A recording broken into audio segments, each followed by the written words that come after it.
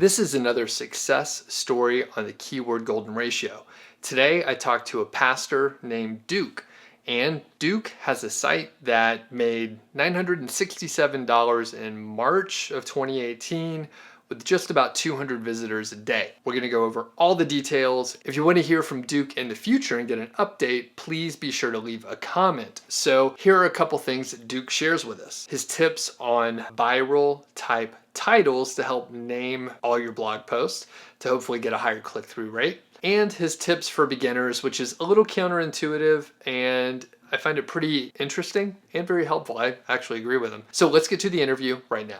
Hey, I'm Doug Cunnington. I'm sitting here with Duke. Welcome, Duke. How are you today? Doing wonderfully. How about yourself? Doing really well, thanks. It's sunny here in Montana, and at least for the next 24 hours, it's not supposed to snow. So I'm happy about that. Yeah, I'm glad I left cold country. We were in Gillette, Wyoming, so totally get it. Gotcha. I want to hear about your site, Duke. I want to know a little bit about the earnings and just the traffic right now. And then we'll back into the story and hear how you got to that point. Okay. Well, I have two sites now, but the first site I did that was a niche site, Amazon affiliate type site, actually was born out of frustration. And I was searching a project that I was trying to get accomplished for live streaming, and I could not find the information that I needed to get it going. And so I was using it for a specific purpose. I had started out trying to use an old camera, and how do you get the old camera to actually send you real video to a computer so then you can put it over the internet? And what I was looking for that I didn't know at the time was an HDMI to USB converter. Actually, that's what I ended up with, but I needed an AV out of that camera to convert to USB to go to computer. I searched and searched and searched, couldn't find it, finally stumbled upon something in a forum and got what I needed. And I went, man, there has to be a website that deals with these types of technology issues that I deal with. I mean, there was a couple of them, but they were not Amazon affiliate sites. They were just blogs, and they were not even SEO optimized or anything. And I thought this would make a great niche for an Amazon site. I had been searching for a different type of website because advertising websites like with AdSense or with ad networks, the return on investment is continuing to drop, and the revenues are continuing to drop, and it's becoming a lot of work for a little money. Right. And I'm sorry to interrupt you before we go on. So what is your revenue at right now that we're looking at, just so people can quickly get a sense of why we're talking? Well, I just came in under $1,000 in March. Cool. Congratulations. Like huge 967. milestone. Yeah. Okay. So maybe this next month coming up. So very good. What's the traffic at, just to give people an idea right now, like the last month? In March, it was right around 200 visitors a day. Gotcha. So okay. 6,000 people for the month. Nice. So that's really, I mean, that's a great amount of revenue for that many visitors, I think. And I cut you off. I'm sorry, Duke. So, that's all right. So you're at about close to 1,000, about 200 unique visitors a day. And you were telling us that you were basically trying to find a solution to a problem, and you ended up with, a bunch of sites with maybe not great information. And did you eventually, so we have a conclusion to your story, did you eventually find the right cable? Yes, I found the right converter. It actually was $120 or whatever, and I have a whole article on how you do it now. So you could help others. And yes, and that's how I started. And the niche has actually proven to be fairly popular. It'll never be a large site because it is so narrow in focus, but it'll definitely be profitable. Very cool. Very cool. And I'm going to toot my own horn here. So the keyword golden ratio played some role in what you were able to accomplish. Can you just describe maybe like when you heard of the keyword golden ratio and then how you implemented it personally? I had stumbled across Human Proof Designs, Authority Hacker, and Niche Pursuits. And in there somewhere, either you did an article or they referenced you. And so then I found you on YouTube. And at that point, you were talking about keyword golden ratio. And so I started looking. And about 40% of the articles I have on the the first site is keyword golden ratio articles. Cool. And you did that without knowing, you just were very minutely focused. Or did you intentionally write those with the keyword golden ratio, or you just discovered that you already followed it? 50-50. I went back and looked at some of them that I was already targeting, and they were keyword golden ratio compliant. But then I specifically went looking for more. Got it. So about 40% of the articles, it's like I'm going to give a different niche because I'm not going to out my niche. Yeah, just use ballpoint pen just to... Okay. They would be like best ballpoint pen for greenhouse workers. And it's a great format, by the way, for people that are just getting started. It's like product type for a user type or a specific application. It's a great way to look at it. Yeah. Basically, it sounds like there was a lot of keyword golden ratio content. You stumbled upon it by accident. And then after you realized that that is actually where your site was getting a lot of traction, you doubled down on it. And now, you're intentional about what you're publishing. Exactly. Right? Got it. I have one article that is the best ballpoint pen for writing essays, say. It showed 10 searches, and I get 100 visitors a month off of that one article. It's so misleading because when we first get started, we believe the tools, right? We think the tools they give exact numbers. So we expect there's a amount of precision and or accuracy. If you're a science nerd, you know the difference. It's really an estimate. There are just estimates. So I hear basically everyone has a story of like, I went after something with 10 or 0 searches. Now it's like the most trafficked page on their site, and it's like really against intuition. So interesting. Now let's go back further, Duke. So what can you tell us a little bit about your day job, just to get to know you? Like, what do you don't have to share if you don't want to, but your day job, like what you used to do, how'd you get into internet stuff? Well, my day job is I'm a pastor. I pastor a small church here in the Bay Area. I started doing that. I started a church in 1988. Okay. So been doing it a while. I've also driven truck. That was my secondary income for a lot of years because, contrary to popular opinion, most people don't go into being a pastor to get rich. and most, I shouldn't say this, but most salary committees pray that God, you keep him humble and we'll keep him poor. And so you just don't make a lot of money, so I was bivocational almost my entire life. Okay. It just got to be too much back in 2011. Mm-hmm. And my mom had been bugging me to start writing for the local newspaper. So I decided, okay, fine. I was never good in English. I flunked. In fact, I'm a pastor, and I flunked speech in high school. So, so I was never good in English, but I said, okay, fine. She'd been bugging me for years. So I wrote for the local newspaper, and it was really popular. So at that point, I thought, well, why don't I put it on the internet? So I did what every dummy does and went and started a blogger blog, Yeah. And it was ugly. What year was that? 2011? 2011. Okay. So I started doing that and had a little bit of success. And then I ran across a guy that ran a Christian personal finance website and was teaching about blogging. And he did an article on keyword research. And at that time, he was recommending Market Samurai. And that dates me a little bit. Sure.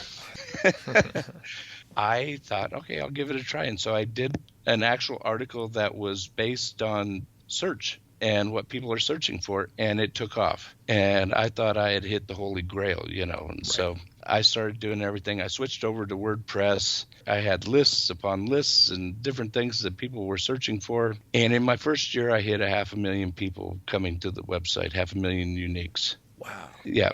That was quite awesome. I got written up in papers and everything because it was highly unique. Anyways, and I started doing some of the tactics that you've talked about that everybody else was doing at the time in order to gain rankings, including gray hat PBN links from Build My Rank and some of those. And at a certain point, I never got a manual penalty, but I did get an algorithmic penalty. Okay.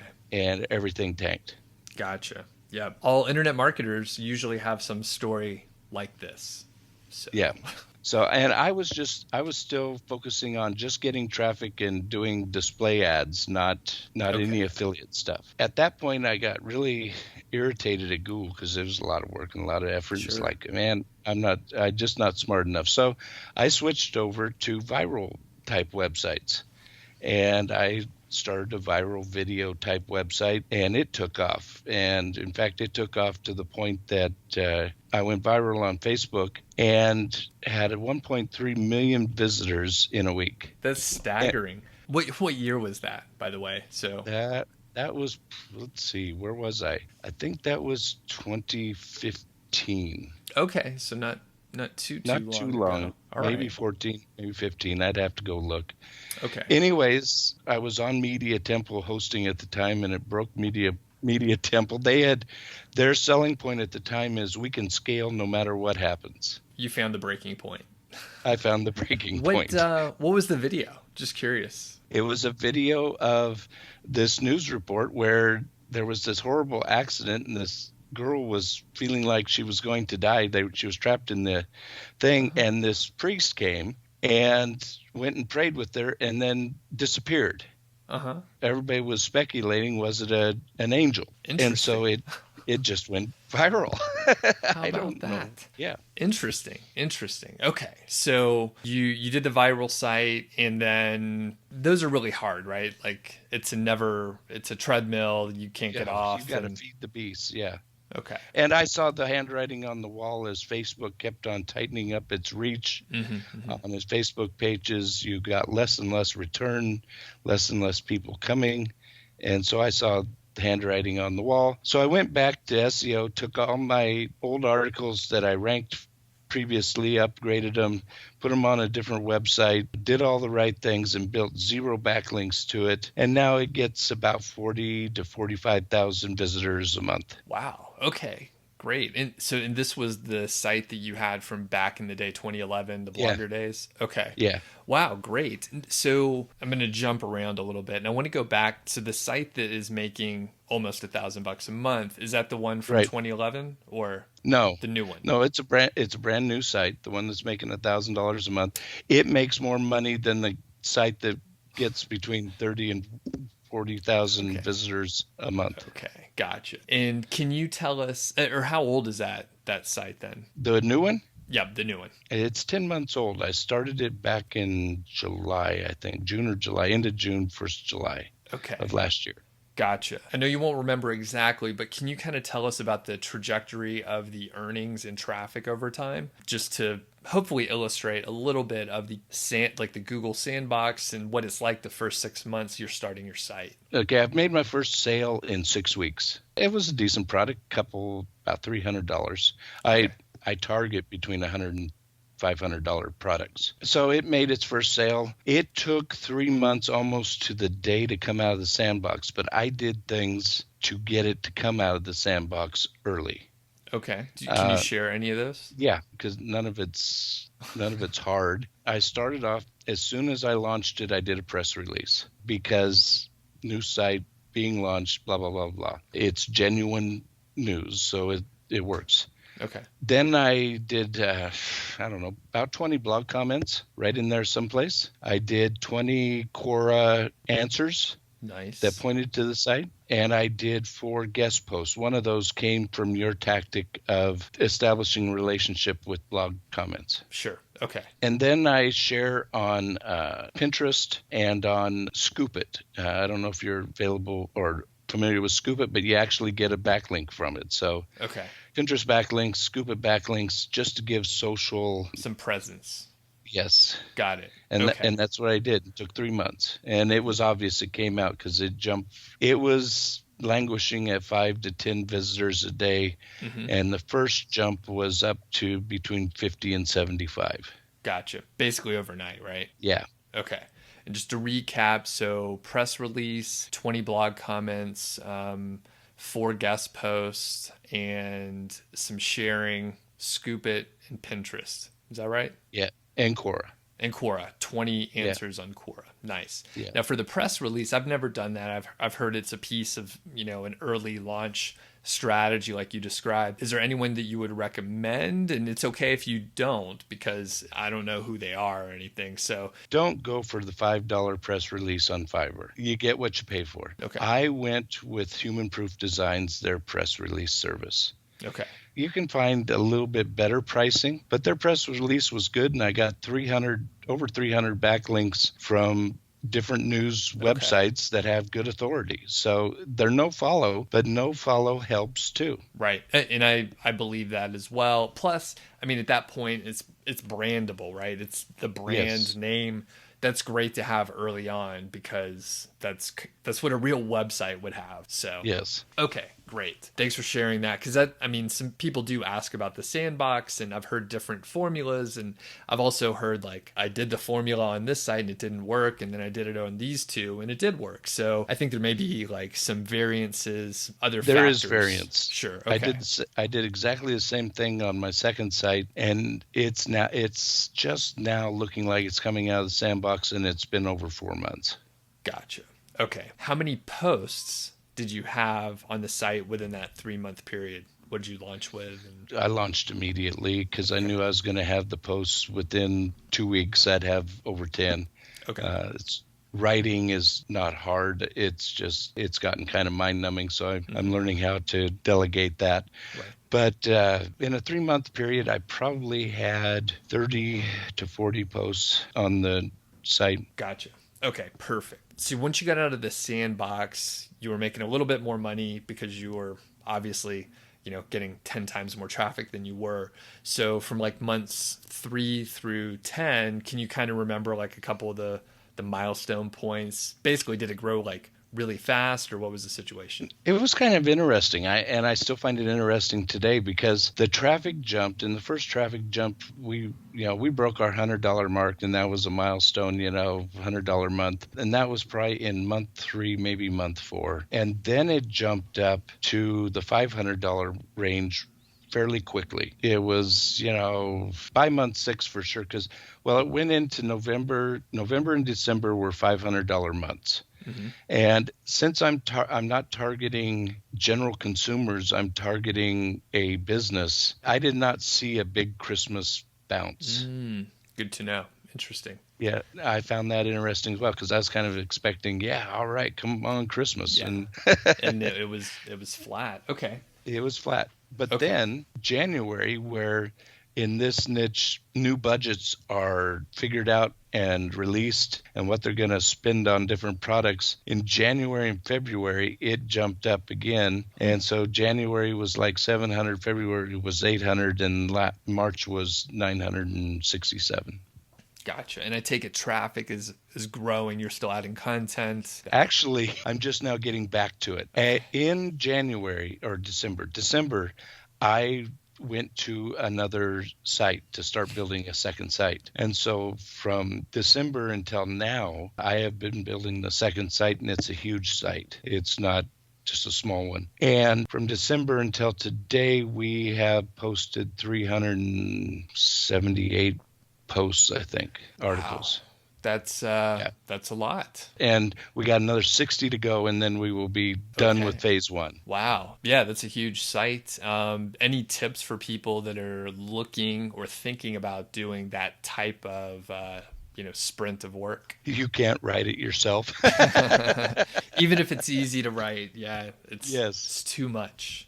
Yeah, you can't write it yourself. And that's another thing I learned from you, is how to figure out how to hire writers, what I'm looking for, how to do a template so a writer will put it into a format that then I can just pretty well copy and paste into my template, and it's done. And so I paid, I think it's around $3,600 for 220 articles. Plus I've been doing the best lists and buying guides. Some of the buying guides, I just recently found somebody did a really good job with buying guides. And so. Gotcha. You can get them to double down. Now, do you have a content editor who does the formatting as well? That's something I haven't, when I do that similar work. team of writers, one content manager to do the formatting and stuff and editing, and that sort of just takes me out of like the mechanics in a lot of ways. So do you have that same type of role? No, well, my wife does the editing for spelling errors and grammar and that kind of stuff. Mm-hmm. So she cleans up the articles a little bit if they need a little cleaning up. I finally found a real English speaking writer that it's obvious they grew up speaking American English, and Right. I don't have to worry about it as much. I do the formatting on the website, but that's because I actually kind of like that. Okay. I'm kind of a geek when it comes to making things look pretty. Yeah, I mean, that's a key thing to understand what you like doing, and it drives me crazy. So I need to stay out of it. I mean, actually, I don't mind it. It just, I do it so much slower than anyone else. So I stay out of it. Right. I can format. Of course, I got systems in place that just kind of work for me, but I can format a 2,000 word article in about a half an hour. Gotcha. Okay. Now, it sounds like you use some of the templates that I give out for free. By the way, if people are interested in the templates, there's a link below probably for Niche Site Project. And basically, I give away all the templates. So if you just go there, sign up for the email list, you can get it. So you use my templates primarily, right? The ultimate Amazon review template. Got it. I tweaked it some just for what I'm trying to do, but every piece that is in your template is in mine. Okay. And that actually you answered or started to answer the question that I was going to ask, which is when you're starting with like someone else's templates, how do you modify it for your own use? Because basically if you just take the templates, it's a great starting point, but if people just use and copy things directly, they're kind of missing the point. So how do you customize things? For me, what I do is I go looking around. I take the template and I know I want all this content, but how do I want to present it? And so I went to the Wirecutter. I went to Outdoor Gear Lab. I went actually, and I liked it. I went to the Top 5 Lawnmower site that you did a breakdown on. And he had this little box at the top that gave bullet point ratings and stuff. And I went and I stole it. I go find things that I like that I can add into the template so that it is unique to my site. Okay. And to summarize, so if people have a template that they've gotten from somewhere else, it's great to use as a starting point, but then one should investigate, see what they like, put their own spin on it, and customize it for their own site. Right. Basically. Yeah. Like the Wirecutter. The Wirecutter has, the little box with our pick and, just a little bit of customization that they put in that content. Well, I went and I have a box that says editor's choice and first runner up and honorable mention. Just a little bit different, but unique to my site. Couple other questions. This one, it's kind of referring back to the viral site. So I'm curious, did you learn anything on the viral project that you were on that you can now apply to niche sites as you're doing them now? Headlines. Okay. First of all, get over the thought that it's clickbait, because the reason clickbait is because it works. Okay? You can think it's horrible or whatever, but your purpose as a business owner is to get people to come and view your site. So then it's okay if you have clickbaity headlines as long as you give them good content and it's not just garbage. Right. For instance, I have one headline on my newer site, and it's about a smaller sized guitar. So I said it's something to the effect of brand name, model name, review. The only time size doesn't matter. That's pretty good. It's clever. Makes people smile. Yeah. I didn't even know what you were going to say. That's a good one. And so that headline gets clicks. Yeah. And I mean, it'll pay off if, it originated, right? Or this question originated with the viral sharing on social. But I mean, when you're looking at the SERPs, if you're targeting a keyword, a more interesting title, that's going to get more clicks, no matter what. And that helps the rankings. Once you're on page one, they start judging which one is getting the most clicks, and you can beat some big sites if yours gets more clicks than the top spot. Very cool.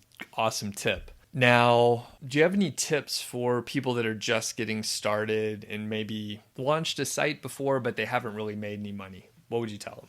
that some very ugly sites can still rank. I Okay. know from my first sites, they were pretty ugly. They Okay. can still rank, and I say that not because I want you to have an ugly site, but I want you to stop stressing over whether you have everything perfect and get your feet wet. You can learn that, oh, that was a dumb mistake 6 months later and fix it.